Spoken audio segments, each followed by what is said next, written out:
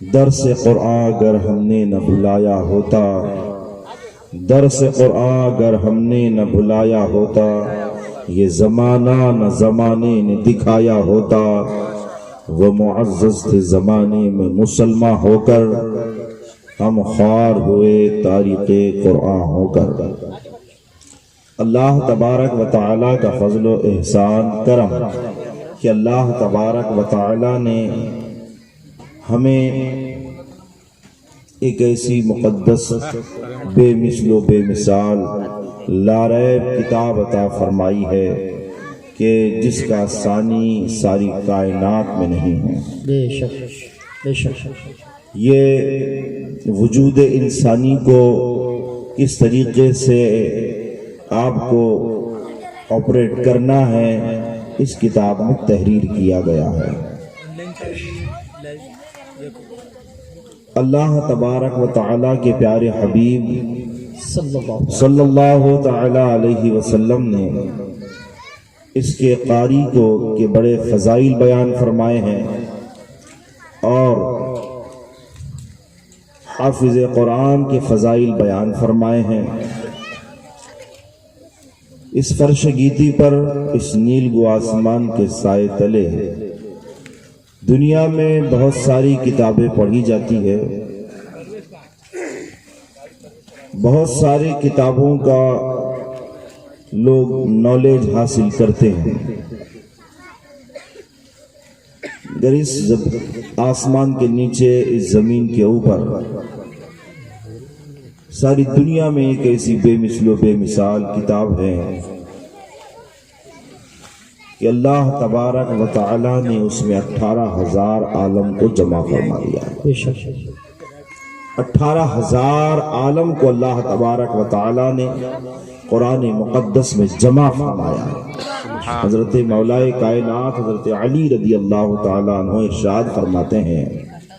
کہ اللہ تبارک و تعالیٰ نے جو کچھ 18,000 عالم میں تھا وہ اللہ تعالیٰ نے قرآن پاک میں بیان فرمایا، اور جو کچھ پورے قرآن میں بیان ہوا اس کو سورہ فاتحہ میں بیان کیا گیا، اور جو کچھ سورہ فاتحہ میں بیان ہوا اس تمام کو جو ہے بسم اللہ الرحمن الرحیم میں بیان کیا گیا، اور ان تمام کو سمیٹا گیا تو اس تمام کو جو ہے بسم اللہ شریف کی با میں بیان کیا گیا۔ یہ ہے کہ اللہ تبارک و تعالیٰ نے قرآن مقدس کو یہ فضیلت عطا فرمائی ہے کہ نزول قرآن تو دور رسالت میں رک گیا ہے، مگر تفسیر قرآن کے سلسلے میں، تفہیم قرآن کے معاملے میں اس سے فوائد و فضائل حاصل کرنے کے لیے اللہ تبارک و تعالیٰ نے صبح قیامت تک کے علماء کے سینوں کو جو ہے اس کے لیے منتخب فرمایا ہے۔ مسائل ہر دور میں آتے رہیں گے، اور ہر دور میں قرآن ان مسائل کا حل پیش کرتا رہے گا۔ سبحان اللہ سبحان اللہ۔ یہ ہے کہ ساری کائنات میں سب سے زیادہ پڑھے جانے والی کتاب اگر کوئی ہے تو وہ قرآن مقدس ہے۔ ساری کائنات میں سب سے زیادہ چھپنے والی اور سب سے زیادہ یاد کی جانے والی کوئی کتاب ہے تو وہ کتاب قرآن پاک ہے۔ دنیا کی کوئی کتاب اگر آپ اٹھا لیں، اس کو یاد کرنا چاہیں تو وہ یاد نہیں ہو سکے گی، مگر قرآن میں اللہ تعالیٰ نے یہ برکت رکھی ہے کہ جب قرآن یاد کیا جائے تو وہ یاد ہوتا ہے۔ اگر آپ کوشش کریں کوئی کتاب کو یاد کرنے کی تو وہ کتاب یاد اگر ہوتی نہیں ہے، اور ہو جائے تو من و ان ویسے کہ ویسے ہی یاد نہیں رہتی ہے، ایک وقفے کے بعد آدمی اس کو بھول جاتا ہے۔ مگر اللہ تبارک و تعالیٰ نے قرآن مقدس میں یہ برکت رکھی ہے کہ قرآن جب یاد کر لیا جاتا ہے اور جب اس کو پڑھا جاتا ہے تو اللہ تبارک و تعالیٰ کے فضل و کرم سے وہ حافظ قرآن جب پڑھنا شروع کرتا ہے تو پڑھتے چلا جاتا ہے، قرآن اسے یاد آتے چلا جاتا ہے۔ سبحان اللہ۔ بے شک دنیا میں آپ کوئی کتاب اٹھا کر کے دیکھیں اور اس کو پڑھنا چاہیں تو آپ ایک مرتبہ پڑھنے کے بعد دوسری مرتبہ پڑھنے میں آپ کی طبیعت اکتا جائے گی، آپ کی طبیعت میں بیزاری آئے گی۔ یہ کتاب کے سارے مضامین میں نے پڑھ لیے، یہ کتاب کے سارے سبجیکٹ جس میں اتنے بیان کیے گئے ہیں سب میں نے پڑھ لیے ہیں، اب جو ہے طبیعت نہیں چاہتی کہ دوبارہ اس کتاب کو پڑھوں، مگر ساری کائنات کے اندر ایک واحد کتاب قرآن مقدس ہے کہ اس کو پڑھنے والا جب ایک بار پڑھتا ہے تو پھر دو بار پڑھنے کا اس میں شوق پیدا ہوتا ہے، اور دو بار پڑھتا ہے تو پھر تیسری مرتبہ پڑھنے کا شوق پیدا ہوتا ہے۔ جو قرآن کو جتنے مرتبہ پڑھتے جاتا ہے قرآن اس کو اتنا اپنے سے قریب کرتا جاتا ہے، اور قرآن پڑھنے والا پڑھنے کا عادی ہو جاتا ہے تو پھر وہ اتنا پڑھتا ہے کہ 40 سال تک جو ہے 45 سال تک ہر روز ایک قرآن ختم فرماتا ہے۔ اللہ اکبر، اسے دنیا امام اعظم کہتی ہے، اور کوئی 15 سال تک ہر روز ایک قرآن ختم فرماتا ہے، دنیا اسے غوث اعظم کہتی ہے۔ قرآن کا یہ اعجاز ہے کہ قرآن کو جو جتنا پڑھتا ہے قرآن اس کو اتنے اپنے قریب کرتا ہے، اور پڑھنے والا اس سے اور پڑھ کر لطف اندوز ہوتا ہے۔ دوسری کتاب کو پڑھنے کے بعد طبیعت اکتا جاتی ہے، مگر قرآن پڑھنے کے بعد طبیعت کھل جاتی ہے۔ دوسری اگر ٹینشن آ جائے تو آپ دوسری کتاب پڑھیں گے تو ٹینشن دور نہیں ہوگا، مگر قرآن ایک واحد کتاب ہے۔ ٹینشن آ جائے، مصیبت آ جائے، پریشانی آ جائے، ناچاکیوں میں گر جائے، ذہن کام نہ کرے، طبیعت بوجھل ہو جائے، طبیعت میں اچھا پڑھنا لگے، آپ قرآن اٹھا لیں اور قرآن کو پڑھنا شروع کر دیں۔ قرآن وہ کتاب ہے جیسے جیسے آپ پڑھتے جائیں گے آپ کا ٹینشن دور ہوتا جائے گا، آپ کی فکریں دور ہوتی جائے گی، آپ کی طبیعت میں بحالی آتے جائیں گی، آپ کو اوپر اللہ کی رحمتوں کا نزول ہوگا۔ اور کتاب پڑھیں گے آپ تو طبیعت میں اکتاہٹ پیدا ہوتی ہے، قرآن پڑھتے ہیں تو لگن پیدا ہوتی ہے، اور کتاب پڑھتے ہیں تو طبیعت میں بے چینی پیدا ہوتی ہے، مگر قرآن پڑھنے والا جب قرآن پڑھتا ہے تو طبیعت میں فرحت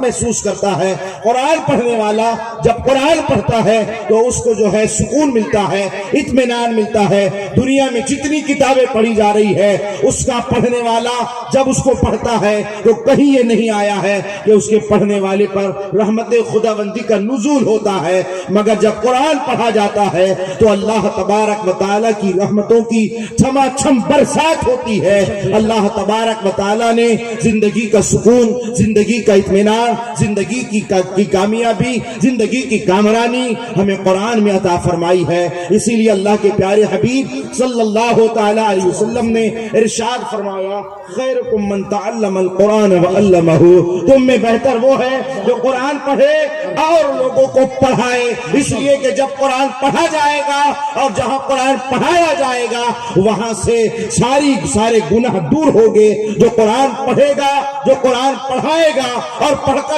اس پر عمل کرے گا تو قرآن اسے جو ہے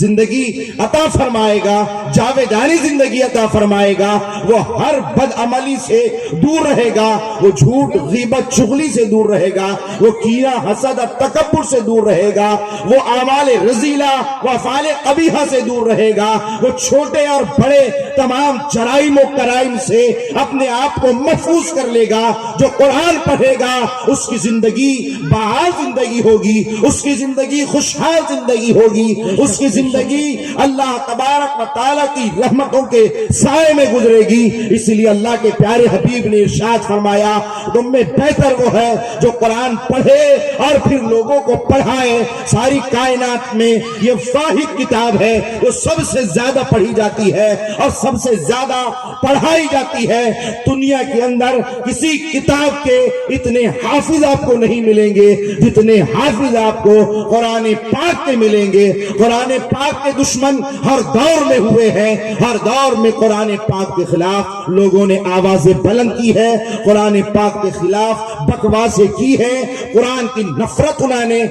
کا انہوں نے اظہار کیا ہے, قرآن سے بیزاری کا انہوں نے اظہار کیا ہے, اپنے تعصب, اپنی دشمنی کی بنیاد پر قرآن مقدس جیسی لاریب کتاب, بے مثل و بے مثال کتاب کو نظر آتش کیا ہے. مگر فہر قرآن, تیرے عظمتوں کو سلام, قرآن پر جب جب حملہ ہوتا گیا قرآن اتنے تیزی سے بڑھتا گیا, قرآن کی تعلیمات اتنے تیزی سے بڑھتی گئی. ابھی فی زمانہ پچھلے کچھ ماہ پہلے آپ نے دیکھا ہوگا کچھ کم بختوں نے, کچھ بد عقلوں نے, کچھ جہنمیوں نے قرآن مقدس کو نظر آتش کیا. مگر جب انہوں نے نظر آتش کیا مسلمانوں نے دیکھا ان کے جو ہے سینے چھلنی ہونے لگے, ان کی آنکھیں اشکبار ہونے لگی, وہ پریشان ہونے لگے. مگر جب ان بدبختوں نے قرآن کے اوپر کے ساتھ کی قرآن کی بے حرمتی کی تو قرآن لوگوں نے اٹھایا. آخر قرآن کی ایسی جو ہے ان کے دل میں دشمنی اور عداوت کیوں ہے, کیا ہے اس قرآن میں؟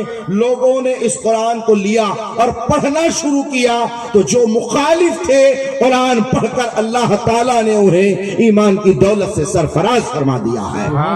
تو قرآن کی جس جس دور میں مخالفت کی گئی قرآن اتنی عظمتوں کے ساتھ بڑھتا گیا. اور آج بھی ضرورت ہے مسلمانوں کو کہ وہ اگر کامیابی چاہتے ہیں, وہ اب کامرانی چاہتے ہیں, وہ سکون و اطمینان کی زندگی چاہتے ہیں, وہ چاہتے ہیں کہ ہماری زندگی سکون و اطمینان کے ساتھ گزرے اور ہم عزت و وقار کی زندگی گزارے, اپنے آپ کو ذلت و رسوائی سے بچا لیں, تو ان کو چاہیے کہ وہ قرآن پڑھیں. اگر ہم قرآن پڑھیں گے, قرآن سمجھیں گے اور قرآن پر عمل کریں گے تو یہ جو ہے بدبخت و بددین جو ہے ہمیں جو صفحہ ہستی سے مٹانے کی ناپاک کوشش کر رہے ہیں, یہ اپنے منصوبوں میں کبھی کامیاب نہیں ہوں گے, کبھی کامران نہیں ہوگے. موجودہ مسلمانوں, موجودہ حالات یہ ہے کہ آج تمہارا مخالف تمہیں صفحہ ہستی سے مٹانے کی بھرپور کوشش کر رہا ہے اور تمہارے پیروں میں غلامی کی زنجیریں ڈالنا چاہتا ہے اور تمہاری قوم کو غلام بنا کر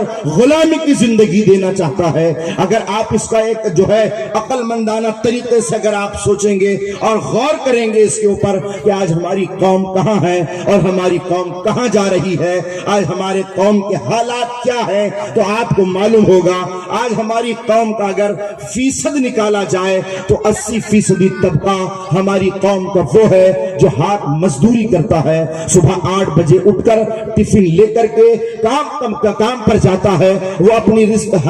تلاشنے کے لیے جاتا ہے اور سورج کی سفیدی غائب ہونے کے بعد وہ واپس اپنے گھر پر آ جاتا ہے. دن بھر اتنا کام کر لیتا ہے, ایک کام کی وجہ سے اس کا دل و دماغ بوجھل ہو جاتا ہے, طبیعت تھک جاتی ہے اور وہ رات میں گھر آ کر رات کی تنہائیوں میں کھانا کھا کر کے سو جاتا ہے. 80% لوگ وہ ہے جو مزدوری کرتے ہیں, کچھ گونڈی ہے, کچھ حمال ہیں, کچھ ڈرائیور ہیں, کچھ مات کام کرتے ہیں, کچھ ہاتھ مزدوری کرتے ہیں. 80% طبقہ وہ ہے جو اس معاملے میں پھنسا ہوا ہے, جو صبح کمانے کے لیے جاتا ہے, رات میں واپس آ کر جو ہے طبیعت نڈھال ہو جاتی ہے تو آ کر سو جاتا ہے. 20% طبقہ وہ ہے جن کے پاس میں پیسہ ہے, جن کے پاس میں دولت ہے, جن کے پاس میں پیسوں کا انبار لگا ہوا ہے. مگر جن کے پاس میں پیسہ ہے ان لوگوں کو عیاشیوں نے گھیر رکھا ہے, ان لوگوں کو زندگی میں عیش و عشرت نے ان لوگوں کو جو ہے اپنی آرزوؤں اور اپنی آرزوؤں نے اس طریقے سے جکڑ لیا ہے کہ وہ اپنے پیسے کا اتنا غلط استعمال کرتے ہیں. اپنے پیسے سے وہ جنت خریدنا نہیں چاہتے, وہ اپنے پیسے سے جہنم خرید رہے ہیں. اللہ اکبر. وہ 20% لوگ جن کے پاس میں پیسہ ہے وہ اپنے پیسے کا انتہائی غلط استعمال کر رہے ہیں. وہ اپنے لاکھوں لاکھ روپے یا تو شادی بیاہ کے نام پر, رسم و منگنی کے نام پر, یا جو ہے پکنک کے نام پر, یا پارک اور گارڈن میں گھومنے کے نام پر, یا اپنی عیش و مستی کے لیے وہ لاکھوں لاکھ روپے خرچ کر رہے ہیں. آج بھی امت مسلمہ کی غربت منٹوں میں جو ہے دور ہو سکتی ہے کہ اگر وہی 20% طبقہ اگر اپنی زکات ईमानदारी से निकाल करके गरीब मुसलमानों तक पहुंचा दे तो उम्मत मुसलमा में कोई गरीब नहीं रहेगा। हर शख्स जो है साहिबे निसाब हो जाएगा, साहिबे ज़कात हो जाएगा। मगर वो 20% लोग जो है ऐशो इशरत में और दूसरे लहव लाइब में मुब्तला है, उनकी रातों की तन्हाइयां उरियानियत में गुजरती है, अय्याशों की दहलीज पर गुजरती है, और जो है न जाने कहां कहां वो अपनी रातें गुजार रहे हैं। वो 20% तबके को अय्याशों की तरफ झोंक दिया और 80% तबका रोज रात में सो करके या रातों की तन्हाइयों में दिन में कमा लिया। रात में थोड़ा सा वक्त लिए मिला तो फिर यह हुआ कि यहूदियों की बहुत पुरानी साजिश थी कि वो मुसलमानों पर कामयाबी चाहते थे, कामरानी चाहते थे, मुसलमानों को किस तरीके से वो मिटाए और उनके ऊपर फतह पाए। जब वो ये इस बात को सोचते थे तो उसके लिए उन्होंने ये हरबा इस्तेमाल किया था कि मुसलमान वो है जिसका मुकाबला करना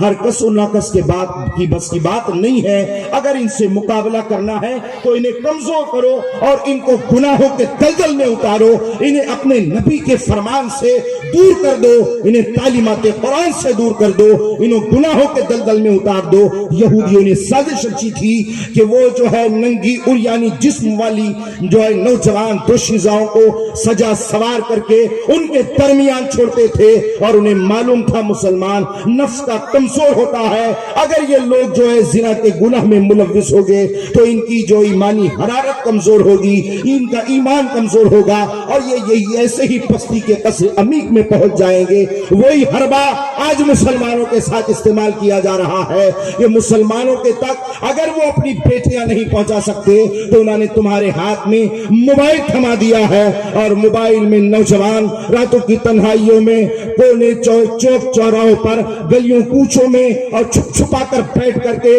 मोबाइल के अंदर नंगी और उड़ियानी फिल्में देख रहा है, नंगे जिस्म को देख करके अपने पर गुस्ल फर्ज कर रहा है, वो अपनी जवानी को तबाह और बर्बाद कर रहा है, वो अपनी जिंदगी को अपने ही हाथ से तबाह कर रहा है। मुसलमानों, तुम्हें सफाई हस्ती से मिटाने की कोशिश की जा रही है और हर वो मुमकिन कोशिश जो तुम्हें मात पहुंचाए, जो तुम्हें जिल्लत और रुसवाई का हाथ तुम्हारे गले में पहनाए, वो कोशिश की जा रही है कि तुम हमेशा मुस्तैल रहो, तुम्हारा दिमाग हमेशा परेशान रहे, तुम हमेशा उलझे हुए रहो। कभी कोई कुछ मसाइल तुम्हारे सामने है, कभी हो मस्जिद से बुलंद होने वाली आजान तो वो मसाइल तुम्हारे सामने है, तो कभी जो है खाने पीने का मसला तुम्हारे सामने है, कभी धर्म परिवर्तन का मसला तुम्हारे सामने है, कभी तुम्हारी सजदागाहों का मसला तुम्हारे सामने है, कभी 3 तलाक का मसला तुम्हारे सामने है, कभी मस्जिदों में औरतों की हाजिरी को इजाजत देकर यह मसला तुम्हारे सामने पेश किया जा रहा है, या फिर कभी तुम्हारे घरों में रहने वाली पर्दानशीन माँ बहनों को अपनी हवस का शिकार बनाना ये उनका जो है मंसूबा बन चुका है। और आज के इस दौर में जो है ये काम हो रहा है कि मुस्लिम बेटियों के कोख से गैर मुस्लिम बच्चों को जन्म लेना उन्होंने अपना हदफ बनाया है और इसमें किसी हद तक के वो कामयाब होते नजर आ रहे हैं। ये बहुत इंतहाई अफसोस की बात है कि आज हमारी कौम की बेटियां गैरों के साथ में अपना रिश्ता कायम कर रही है, वो अपनी इज्जत भी खो रही है, वो अपनी इस्मत भी खो रही है, वो अपनी दौलत भी खो रही है और सबसे बड़ी दौलत वो अपना ईमान भी खो रही है। बहुत ही अफसोस के साथ मैं आपको बताना चाहता हूं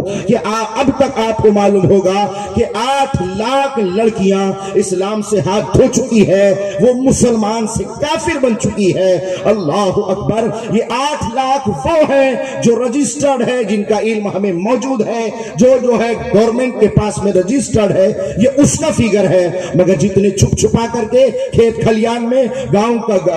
और देहात में कर रहे हैं या कॉलेज और यूनिवर्सिटी में छुप छुपा कर कितने मामला हो रहे हैं, उसकी तो हमें खबर नहीं है कि हमारी बेटियां कहां जा रही है, आज हमारे हालात कहां पहुंच चुके हैं। आज हमें जो है गुलाम बनाने की पूरी साजिश रची जा रही है और हमारे गांव की बेटियों के कोख से गैर मुस्लिम बच्चों को जन्म लेने का हदफ लिया गया है और उसको किसी तरीके से पाए तकमील तक पहुंचाने की कोशिश की जा रही है। इस दौरे पुरफितन में मुसलमानों को चाहिए कि वो अपने प्यारे आका अलैहिस्सलातु वस्सलाम के फरामीन के करीब आए, अपनी और अपने बहन बेटियों की इज्जत और इस्मत की हिफाजत के लिए वो कोशा हो जाए, वो फिक्रमंद हो जाए। इस मामले में फिक्रमंद होने की जरूरत है। हम उस सुल्तानुल हिंद गरीब नवाज रहमतुल्लाहि ताला अलैह के चाहने वाले और मोहब्बत करने वाले हैं कि अकेले सुल्तानुल हिंद गरीब नवाज ने 90 लाख काफिरों को मुसलमान बनाया था, और आज 90 लाख मुसलमान मिलकर के 8 लाख बेटियों की ईमान की हिफाजत नहीं कर सके। आज हमारे हालात कहां जा चुके हैं। इस ताल्लुक से हमें फिक्रमंद होना चाहिए कि आज हमारी बेटियां कहां जा रही है, इसके असबाब क्या है, इसकी वजह क्या है, किस सबब से हमें जिल्लत और रुसवाई का हार आए दिन हमारे गले में पहनाया जा रहा है। अगर कौम मुस्लिम की किसी भी खानदान की, किसी भी घर की, किसी भी कबीले की बेटी अगर किसी के साथ फरार होती है तो ये सिर्फ उसी की जिल्लत नहीं है, सिर्फ उसके बाप की जिल्लत नहीं है, उसके खानदान की जिल्लत नहीं है, बल्कि पूरे कौम मुस्लिम की जिल्लत है। और इसके लिए चाहिए कि पूरी कौम मुस्लिम बेदार हो जाए और अपनी बेटियों की इज्जत और इस्मत की हिफाजत करे। वजह क्या है? जो बेटी 18-20 साल तक के जो है मुसलमान रही है, पड़ोसी मुसलमान हैं, जो है साथ में रहने वाले मुसलमान हैं, सारे रिश्तेदार मुसलमान हैं, मगर 20 साल की उम्र में वो जो है किसी और के साथ अपना रिश्ता मजबूत कर रही है। वजह क्या है? वजह दूसरा नहीं है। हंसी आती है मुझे हजरत इंसान पर, गलती करे खुद, लाहौल पड़े शैतान पर। अरे 20 साल में तुमने अपनी बेटी को इतनी तालीम नहीं दी, इतनी तरबियत नहीं दी, उसे अल्लाह का खौफ नहीं बताया, उसे जन्नत की खुशखबरियां नहीं सुनाई, उसे जहन्नम का डर नहीं बताया, तुमने उसे दीन से दूर रखा। तुम मुसलमान रहे, अपने बच्चों को पालते रहे, मगर सिर्फ उन्हें खिलाते रहे, पिलाते रहे, दीन से दूर रखते रहे, दीनी तालीम से तुमने उन्हें आरास्ता न किया कि आज तुम्हें ये दिन देखना पड़ रहा है। वजह यह है, मैं तो ये कहता हूं कि जो माँ बाप अपनी औलाद को बड़े मेहनत के साथ पालते पोसते बड़ा करते हैं और उन्हें दीनी तालीम नहीं देते, गोया वो ऐसा करते हैं जैसे अपने ही हाथ से दूध पिलाकर सांप को बड़ा कर रहे हैं, जो बड़ा होकर हमको डसने वाला है। यही मामला आज हमारा अपनी औलाद के साथ है कि हम अपने दुश्मनों को अपने ही घर में तैयार कर रहे हैं। अगर उन्हें दीनी तालीम नहीं दे रहे हैं, अगर तुम दीनी तालीम दोगे तो वो तुम्हारा दुश्मन नहीं, तुम्हारा अदब और एहतराम करने वाला होगा। मेरे दोस्तों याद रखें, तालीम आप दुनिया की भी दें, बच्चे को अच्छे से अच्छी स्कूल में पढ़ाएं, बच्चे को अच्छे से अच्छे ओहदे पर पहुंचाए। यकीनन आपका बेटा इंजीनियर हो, प्रोफेसर हो, डॉक्टर हो, मास्टर हो, कलेक्टर हो, बड़े से बड़े ओहदे पर आपका बेटा फाइज हो, मगर ये सबके साथ में सबसे पहले आपका बेटा दीनदार हो, दीन पढ़ने वाला हो, दीन समझने वाला हो, दीन पर अमल करने वाला हो। कल हमारे माशरे में ये हालात थे कि बेटियों को इतना ही पढ़ाते थे जितना सिर्फ उनकी चौथी और पांचवी, या बहुत ज्यादा हो गई तो 10वीं। मगर आज तालीम का शौक पड़ा और लोगों ने अपनी बेटियों को कॉलेज और यूनिवर्सिटी के रुख करवाया। वो बेटियां जो 4 दीवारी में रहती थी वो अपने घर से निकलकर कॉलेज और यूनिवर्सिटी में जा रही है, डॉक्टर, मास्टर, इंजीनियर, प्रोफेसर बनने के लिए। मगर याद रखें, वो एक तरफ डॉक्टर तो बन रही है मगर अपना ईमान बर्बाद कर रही है, वो प्रोफेसर तो बन रही है मगर ईमान का सौदा कर रही है, वो अपना आला ओहदा तो इख्तियार कर रही है मगर अपने ईमान का सौदा कर रही है। पूना की एक लड़की है जिसने जो है MBA किया और उसके बाद में 6 भाइयों की एक बहन थी, उसकी डॉक्टरी भी मुकम्मल हुई और भाई इस इंतजार में थे कि बहन की डॉक्टरी पूरी होगी तो एक बड़ा हॉस्पिटल उसको बना कर देंगे। मगर जब डॉक्टरी की डिग्री उसके हाथ में आई तो उसको देखा गया, उसने अपने 6 भाइयों से कहा, मेरे भाइयों, तुमने मेरी हर ख्वाहिश को पूरी किया, किसी ख्वाहिश को तुमने मेरे मना नहीं किया। आज मेरी ये ख्वाहिश है, मैंने अपनी जिंदगी के साथी का इंतखाब किया है, मैं कहती हूँ तुम मेरा निकाह इसके साथ में कर दो, और अगर तुम नहीं करोगे तो ये मेरे पास में सर्टिफिकेट मौजूद है। अल्लाह अकबर, वो अंधेरा ही भला था कि कदम राह पे थे, रोशनी लाई है मंजिल से बहुत दूर। हमें मामला क्या है कि आज हमारी बेटियां गैरों के साथ जा रही है, आज हमारे बेटे गैरों के तरीके को अपना रहे हैं। वजह इसकी ये है कि दीन से दूरी हो चुकी है, दीन सिर्फ हमने अपनी जबान तक रखा, सिर्फ अपने मामलात तक रखा, हमने दीन को अपनी जिंदगी में नहीं उतारा। हम इतने बड़े दीनदार हैं, जुमा का दिन आएगा 2 रकात नमाज पढ़ने के लिए मस्जिद पहुंच जाएंगे ताकि मुसलमानी बाकी रहे, और जुमा के दिन भी नमाज इतनी पढ़ी जाएगी जैसे मस्जिद को खींच कर वापस भाग कर आना है। 2 रकात के बाद में हमें सुन्नत नफल वगैरह कुछ नहीं पढ़ना है, इसलिए कि हम मुसलमान हैं। हम मुसलमान हैं, हम ईद की नमाज पढ़ते हैं, बकरीद की नमाज पढ़ते हैं, जुमा की नमाज पढ़ लेते हैं, सर पे टोपी पहन लेते हैं, बाकी हमारी अमली जिंदगी में कुछ नहीं है। और यही मामलात है कि दीनी तालीम पर ना हम अमल कर रहे हैं, ना हम अपने घर वालों को कहते हैं कि तुम दीन पर अमल करो।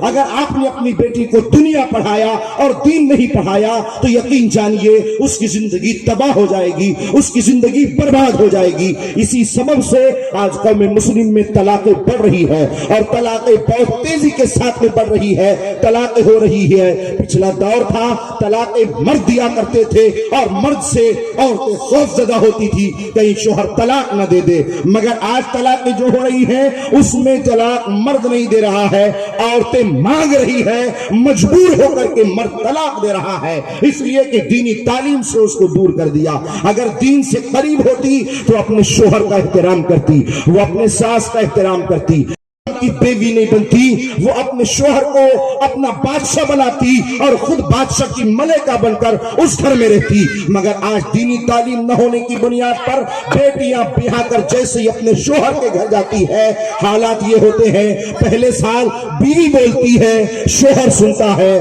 दूसरा साल आता है, शोहर बोलता है, बीवी सुनती है, और तीसरा साल आता है, दोनों बोलते हैं, सारा मोहल्ला सुनता है। वजह इसकी यह है कि वो दीन से दूर है। अगर वो दीनदार होती तो शोहर की तरफ से मिलने वाली सख्ती पर नाराज होकर अपने घर नहीं आ जाती, बल्कि शोहर की तरफ से मिलने वाली सख्ती को बर्दाश्त करती, और वो ये कहती कि मेरे आका अलैहिस्सलातु वस्सलाम ने इरशाद फरमाया है कि जो अपने शोहर की सख्ती को बर्दाश्त करे अल्लाह ताला उसे हजरत आसिया जैसा सवाब अता फरमाता है। अल्लाहु अकबर। मगर आज हमारे हालात तो मामलात तो ये हो चुके हैं कि आज हमारी बेटियां अपने शोहर के घर से बिल्कुल तेज रफ्तारी के साथ भागती हैं। नारे तकबीर।